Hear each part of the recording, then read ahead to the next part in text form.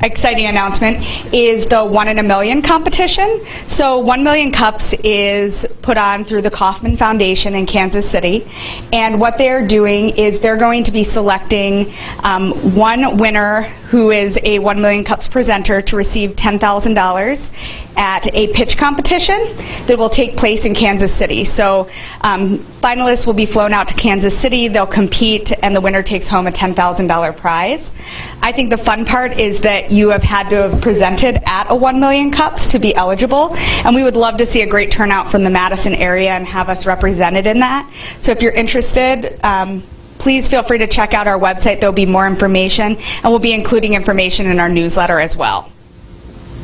And now I think we'll just start with some quick introductions. I'm Rachel Neal. I'm one of the organizers. I also work at Nordic Consulting, a healthcare IT firm here in Madison. Good morning. My name is Sarah Nettie. I'm one of the organizers of 1 Million Cups here. I also work at Catalyze, and we help app developers protect your health information. I'm Molly Siegel, and I work at Taliban. We are a startup business intelligence company here in Madison. I'm Kurt Peterson, co-founder of 32 Auctions, online platform for hosting and managing silent auctions. Steve Claude, the other co-founder of 32 Auctions. I'm speaking today. I'm Betsy Rowbottom with The Good Jobs. I'm Drew Corson. I'm also one of the organizers and an attorney at Knight & Boucher. I work mostly with startups, and I'll be hosting a legal roundtable next Wednesday at this time about the basics of trademark and copyright, but not patents. So. I'm Megan O'Rear. I'm one of the organizers for 1 Million Cups. I'm also with 100 State. My name is Joey Frayne. I'm with WEDC on the Entrepreneurship and Innovation team. I'm Revere Greist, and I work for Waypoint Health Innovations, and we have a couple of cognitive behavior therapy programs for depression and obsessive compulsive disorder that are web-based. I'm Laurel White. I work for the Cap Times, and I cover tech. Amy Yankee. I'm a project manager, and I'm starting my own business. Jeffrey Wills. I'm an academic involved with nonprofit management. My name is Bob Leiser. I have a company called Growth Advantage, and we help companies develop and execute growth plans.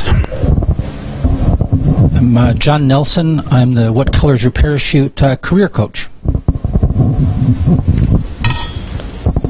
Thank you. And do you have an update on where we're at with the... We're rebooting our entire system throughout the week because for some reason so if whoever is speaking can kind of start without this, it would be appreciated. We are trying to get it to go. You need that. I can talk. I mean, I have visuals, so we'll just try to keep the train on the tracks.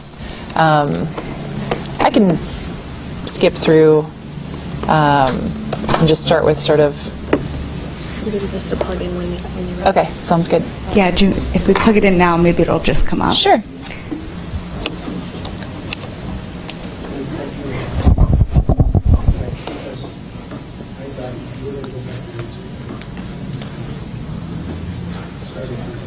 So thanks everyone for coming out this morning. My name is Betsy Rowbottom, and I am a proud UW grad. Went to Madison.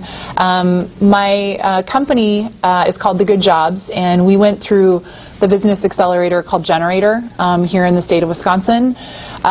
We did that in the summer of 2012. We were in their inaugural group, and we launched our business in January of 2013. We're based in Milwaukee. And what we're doing is we're changing the ways that companies are communicating culture, and that really came from here.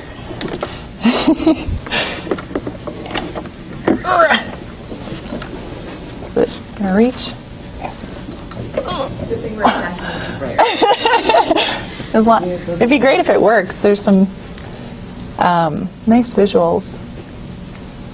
I'm kind of tempted to just like spin my computer around. There we go. It might work. No signal.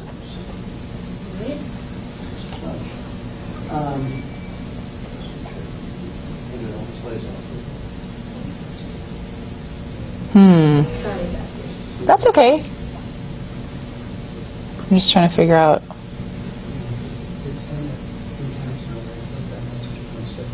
Okay. So I started to say, our business is really geared towards helping companies to communicate their culture as a way to engage candidates. My background is in recruiting, so I kind of lived all over the country growing up and moved back to Milwaukee in 2007. My co-founder, Ann Nimke, had started a business called Pinstripe. It's now called CLO.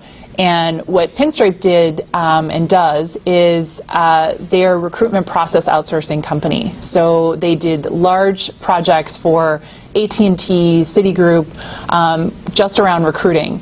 And during the recession, all of the innovation and all the tools that had been created were all around knocking candidates out. So there was a surplus of talent. We had to get to the best talent very quickly. So we used tools like auto schedulers, anything that would sort of, resume readers, anything that would arm our recruiters with the information that they needed to get to the talent that they were seeking. That has changed. It is now a candidate market, as you said, and some companies are still operating under the mindset that if they will post a job, that a great candidate will apply. Candidates have really changed the way that they are figuring out where they want to work. They want information. They want to do their research to know what that company stands for, what kind of volunteering programs they have, what kind of flexibility they have, what kind of education, training, and development they offer. So the Good Jobs really is geared towards companies that do unique things, which all companies do. The difference between a company sort of doing great things and having a great culture is whether they communicate it. So if you think about Google and Zappos, those companies have invested in their cultures and differentiating themselves from a talent brand perspective. But what they do even more than other companies is they communicate it all the time. So when Tony Hsieh addresses a room and talks about Zappos, he starts with Zappos culture. That is their best differentiator, and it's something that he wants to leverage as much as he possibly can. So I'm going to grab a visual since there are visuals over here. So what we came up with in order to very quickly describe culture is 7 culture badges. So companies can apply to earn these culture badges, and then they are put into, do you need? Can I take your laptop here, please? Sure. They can be put into any of the digital channels and actually even offline channels that companies are using to engage candidates. So instead of just reading a 17-bullet job posting, we actually want to include, as well as just the qualifications to be considered for the job, what's in it for the candidate. So all of this information, so you can feel free to pick up any of these on the table, have information around culture. So what kind of fun activities did they do? Did they do any celebration type events? Are there wellness programs available? Is there a fitness program stipends? Do they have Weight Watchers meetings? Corporate responsibility is also a huge factor for millennials and really every generation that wants to understand how does this company further the causes that I believe in, and can we have alignment around those things? Flex time, what kind of flexibility do they offer? We see great, crazy things like endless vacation, and companies are being very competitive with what they're offering, but again, if they don't communicate it, they are at a disadvantage for talent to really understand those things. So in 7 different areas, the Good Jobs looks to sort of help companies to explain what they do in a very simple, easy way for candidates to actually be more inclined to engage with that company. I might need my visual. I'm trying to think of what's next. So, like I said, we started in January of 2013. We have about 100 companies to date that have joined our platform. Zappos is one of the largest companies that we started working with in our first year. They are a company that very much believe in culture as part of their mission and what they think is unique about themselves. The thing that they shared with us in terms of why they find value in the Good Job solution is they said we fall into the same trap that a lot of companies do, where we say we have a great culture and sort of leave it at that. And saying that you have a great culture is fine, but it doesn't speak to any of the tangibles. What does a great culture mean? So actually being able to quantify the programs and amenities that they offer their employees is a way for them to actually be able to be more transparent and explain what those things are. So let me just hop back over here. Are we thinking it's not going to happen? Probably not going to happen. Okay. When we're resetting the whole system. All right. So in my presentation that I wanted to share this morning, just because there's lots of different backgrounds and I think you all have different reasons for being here, I want to talk a little bit about the talent climate in general. So there was an article that appeared in the Wall Street Journal on the first day of this year that talks about how candidates are in the driver's seat. And that memo hasn't reached every company, but more and more when I talk to leadership in companies who are dealing directly with making offers to candidates, they're seeing that the offer that they put out is usually countered. So in many places, it is starting to reach Madison. We're in Milwaukee. We deal with customers all over the U.S., certainly in California, where talent is very difficult to find. So what we have to do now to match the fact that candidates are in the driver's seat is to actually position ourselves in a different way. We can't just put job postings out and expect the masses of great talent to apply. We actually have to market ourselves. HR traditionally has not had to market itself, so we're asking recruiters to now be marketers. There's lots of reasons that this has happened. During the recession, there were positions that got people left. There was downsizing, so people were asked to do more things than just their original responsibilities. This is creating an exodus. People who've had 2 jobs or 3 jobs to do are now dipping their toe into the talent market. There was a recent statistic that something like 70% of the workforce in the U.S. is open to an opportunity. So everybody out there is an independent contractor. They're all looking. So another way that our tool has been helpful to companies is not only to brand to external candidates who are looking at your job postings, but also to market to your existing employees, to remind them these are all the great things that we do and brand to them who are already in the positions.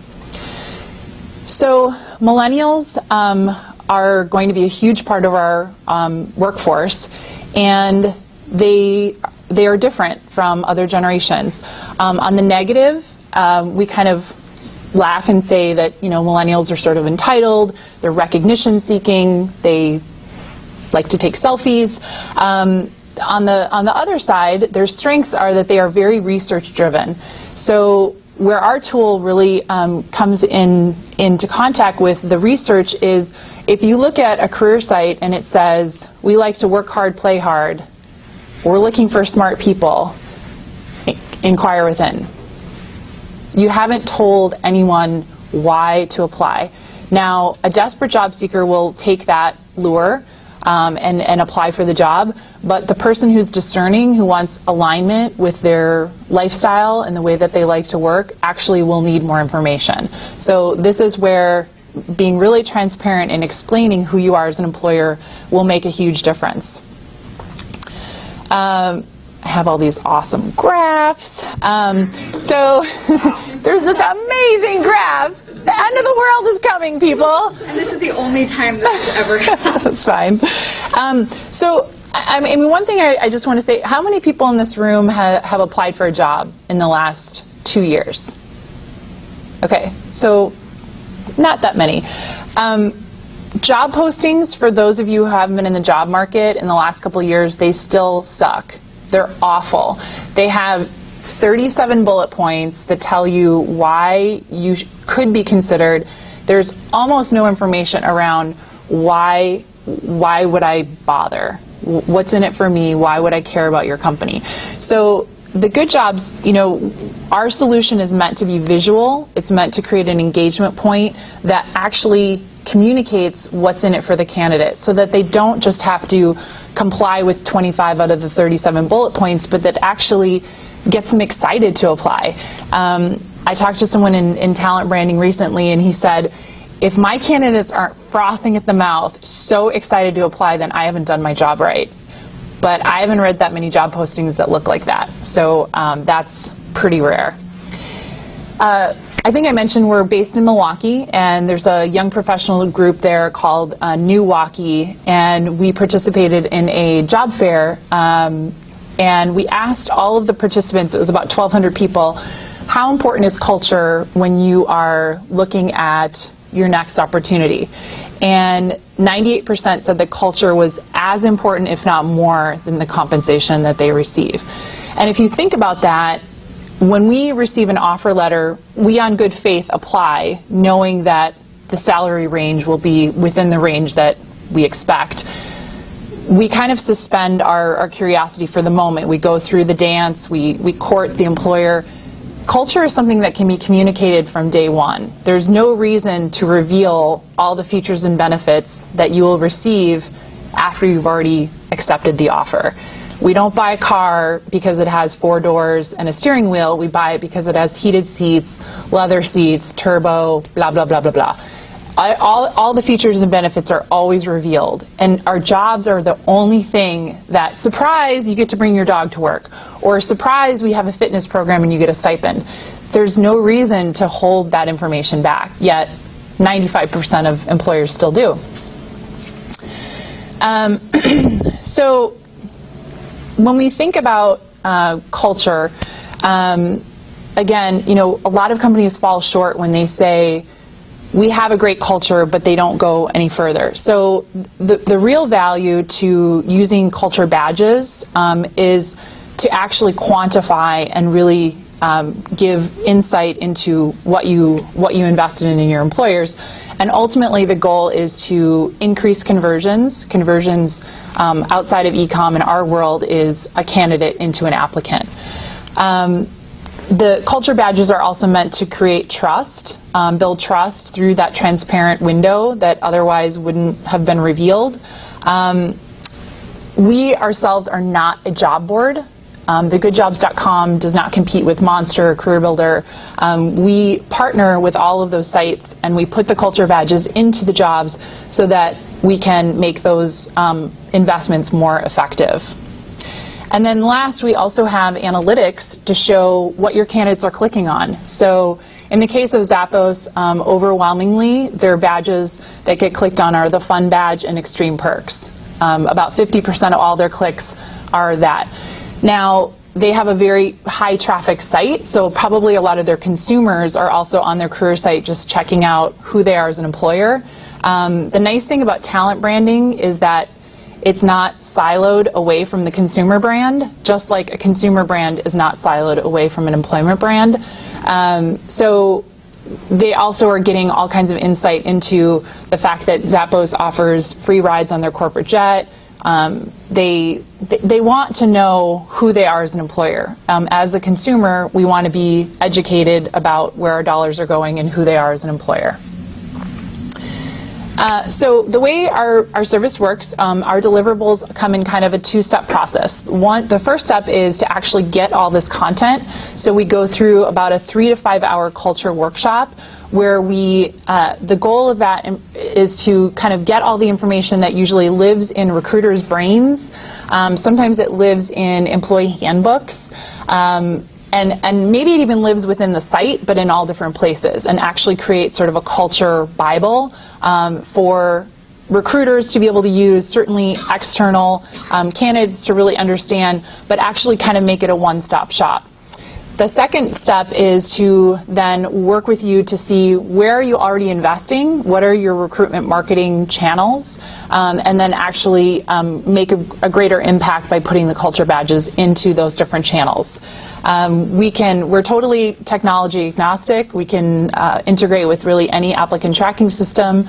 So the total time investment, I like to say, is probably about 5 to 10 hours total. So again, part of the reason that companies don't invest in talent branding or building a strong talent brand is that up until now, it's been a consulting sort of firm is their only option, or to do it internally, which is why it never gets done. So if they hire an external consultant, it's usually 6 figures in 6 months. We have about a 10-hour investment. So we do charge on an annual subscription basis because the value of our solution really comes from the clicks that are in all the different channels. It's much more scalable than a recruiter's conversation one by one to sell a candidate. So the culture badges are licensed for the period of a year, and we are paid annually. I have these beautiful examples of places that you can see the good jobs in action, which I will be happy to share with people. Could we use your laptop after your presentation so that people can come up and for sure. see what you've done? Yeah, and if you just go to Zappos.com on their careers section, they actually have a section dedicated to culture, and you can see the culture badges there. We're also just started an engagement with Kohl's and Roundy's, so we'll be live on their site within the next couple of months. The end. And thank you for keeping your cool and putting up with all of that and your flexibility. We really appreciate it. Sure. So I will bring the mic around for questions. Please shoot your hand up if you have one, and we'll go from there. Start here. Thank you, Mike. Does this work as well with smaller companies, the $6 million, $10 million, $20 million companies? Because you hear a lot of this with the Zappos and that sort of thing, but you don't hear as much about it with the family type business. Sure. So every company that has a unique culture, which is really every company, is a company that we can work with. I would say that the only kind of the only feedback I ever get from a company that isn't a good fit is if there's a desire not to be transparent for whatever reason. Some companies just sort of feel that that's not who they are. But certainly we work with companies that are 100 employees to 1,000 pretty frequently. We have about 100 customers, so most of those companies are small to medium-sized companies. It's for the live. Oh, it's okay. That's fine. Sorry. Thanks for the presentation. I just had a quick question. How dependent do you think your growth is on labor market conditions? So it's sort of a seller's market now, candidates selling their labor. But if things start looking like they did during the recession or worse, how do you guys think you'll do in that type of situation? So so the graph that I was going to show that shows kind of the end of the world is coming. Right now we're kind of the recession really held off the war for talent that had been predicted to start in 2007. It didn't happen. It didn't really start until about 3 years ago. So, but the need and the skill shortage is sort of dips down for about the next 10 years is what's predicted. Certainly that could change, but I think, when I think of how Google and Zappos and companies that have really exported who they are, they did it during the recession. I mean, companies that believe in attracting great talent are doing it through all market conditions, because even when there's a surplus of talent, a lot of times, if we have 10% unemployment or 12% unemployment, that doesn't mean that directly affects that company. They're still looking for the people who are the best culture fit. So I would say I don't know that it's necessarily going to impact our business tremendously. Certainly, right now, companies are really struggling to be able to tell their story better. But there's a lot of education. I mean, most of the conversations I have with CEOs or leaders in talent is still, you have to tell this story. not always, but a lot of, especially I would say in the Midwest, there's still this feeling like we're going to, post and pray. We're going to post our jobs and we're going to get that person. The opportunity cost that is not understood and not known is when a candidate who's a great candidate and great fit doesn't apply, all the metrics that are being looked at in their hiring funnel are time to fill, cost per hire. We might be siphoning through, B, C, D level players all day long. And so the A players, they're not going to apply because you haven't told them why to apply. And that, unfortunately, that sort of understanding isn't, I wouldn't say is felt very strongly. Certainly companies like Google and companies that have applied to be employers of choice and recognized for what a great employer they are totally understand that and will continue to invest, I think, to tell that story.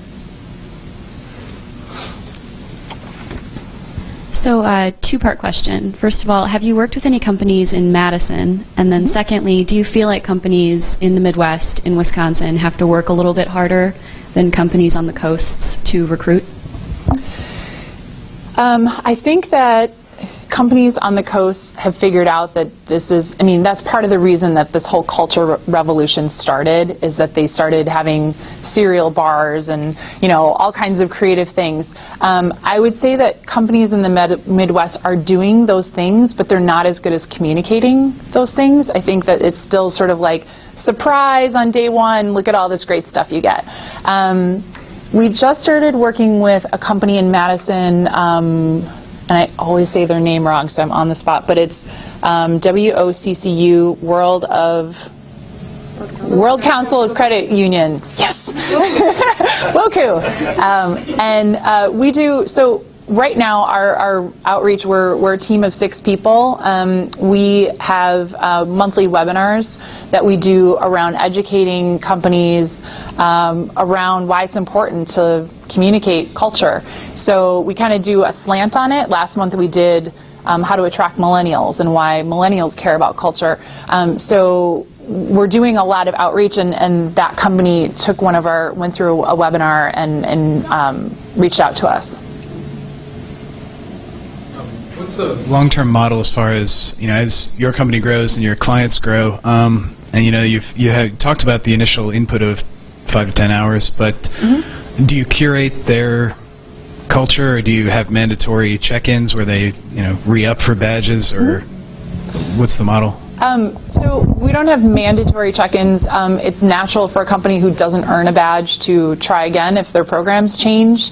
We encourage that. We do have strong relationships with a lot of our companies that are very active around marketing. So I talked to Zappos yesterday because their philosophy is you never stop branding, and any engagement point is what they need to be doing. So we do a lot around social to help arm them. And essentially, once our first part is done, in that we've gathered all the content, we can export it in lots of different ways. So we explore ways to help our companies. For example, I had mentioned earlier that marketing to your existing employees is a really important thing, and we can't overlook it. So the culture badges also go into internal communications like newsletters. And we've seen them in lunchrooms, and Johnsonville Brats is one of our customers, and they're going to do a billboard because they're very centrally sort of all of their employees live in Sheboygan, and it's a small place. So there's lots of different ways, and we're always sharing those best practices. We want to hear from our companies to say, we ran an email campaign, and it was around the Green DNA badge, and we did all this outreach to LinkedIn people who had Sierra Club. So there's lots of different engagement points, and we definitely want to brainstorm and help our companies to export that information.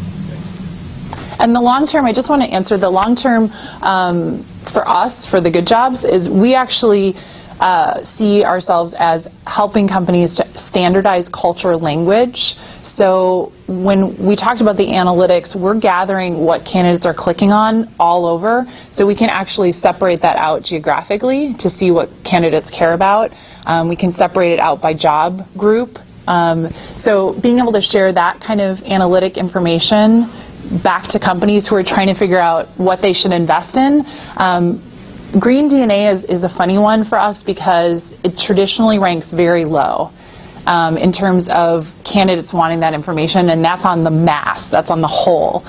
The people who, I drive a Prius, who care about green initiatives, they care very deeply, so it might be a small group, but if that particular person wants that information around what the company does, it might create a very strong connection. So actually kind of separating out that data in terms of like, who is it, an engineer, is it retail, is it, being able to kind of cross-sect that information, I think is going to be really important in the next 5 to 10 years. Tell me a little bit about what the conversion rate is if someone were to go through your company versus a recruiting company, because with it being a candidate marketplace, a lot of the top 8 talent probably aren't applying. It's more like headhunters calling them up and learning about these opportunities. I worked in staffing for a while, so I know a lot of times even as pretty as you made the description or anything, people still aren't going to apply, or the top talent isn't. You have to go out and search. So I guess, what would the benefit be going through someone like you guys that can help brand it versus, using a recruiter when, maybe that top talent may not go to the website and even look for a job anyways? Sure. So we don't compete directly with recruiters. So we call ourselves a turnkey branding solution for companies to actually brand themselves better. So all of those efforts that they're doing, whether they're using a third-party recruiter or internal recruiters, that all still happens. So an example, when we started working with Zappos, we did an A/B test to test this, our solution's effectiveness. And we did a job posting A and job posting B, regular content. Zappos actually has pretty well written job postings, but we actually put our solution in the job posting B, and we saw a 13% higher conversion rate, where someone would read information around the badges and then actually convert into the funnel. So that kind of and it really varies, because one could say, Zappos already has such a well-known, they're very much recognized for their culture, that we could actually be even more effective for Woku, or a company that maybe, hasn't really exported their culture in a way that that Zappos has. What are the biggest challenges you're facing right now? So I would say just sort of educating employers to the power of a strong talent brand. There's the feedback that I get a lot from recruiters is, I'm already so busy, I'm processing candidates, I'm in a phone screen every 15 minutes, I can't look up to do any branding. And branding is one of the most cost-effective ways that companies can get out there and actually, it's far more scalable than a one-by-one interaction with a candidate. So I think, the reason I'm here today is because there is sort of a major talent crunch coming. It's been predicted for a long time. Branding is the best way for a company to get out in front of it. The companies that we work with here, there's still a lot of room for better storytelling, and I just encourage companies to look at what's unique about them and not sort of look at themselves as a vanilla box and say, we'll get great talent. We actually need to tell that story a lot better, whether it's through our solution or they look at their own career site and see what they can improve and how they can market themselves better. One last question here. So in terms of your own business model then, what you have is an initial investment working with them to do the culture audit, make sure that you have the right badges, but then after that it's really a licensing arrangement where they're paying for the right to have those badges on their own, typically their own web properties. Correct. So what are the services that you're providing other than access to your IP? What are the services that you provide for these employers on an ongoing basis? So we are not consultative. We do not have ongoing relationships. The value that we provide really comes from the culture badges being out in all those different channels and helping candidates to understand what a company is about. On a case-by-case basis, we have helped companies. So one of the natural byproducts that comes up when we go through the culture workshop is things that we mention, because these are all things, some things that they're thinking about, but a lot of things are things that we ask yes/no questions. Do you have lunch with the CEO monthly? No, but we could. And so those things are road mapped. We do check back with the companies to see how it's going. We road mapped, say, 15, 20 items. Have you implemented any of them? Do you need our help? So there is that kind of, I would say, consulting, but it's not an ongoing relationship in the traditional way that I think consulting firms are sort of more hands-on. Because it's not priced to be. Correct. Yeah. Mm-hmm. And does Zappos pay a lot more than Roku because they have a bigger site, more volume, more applicants? Yep, exactly. So it's based on size of company is how we charge. And companies, so Zappos actually is only about 2,000 employees. They're not enormous. They have a very big brand, so people know who they are. But yeah, really the value comes from if a company is hiring 5,000 people and we can convert 15% more, that's where our value comes from. Fantastic. Hopefully Betsy will be able to stick around for a couple minutes after, show some of her awesome graphs to anyone who is interested and has additional questions. So one more round of applause, please, for her.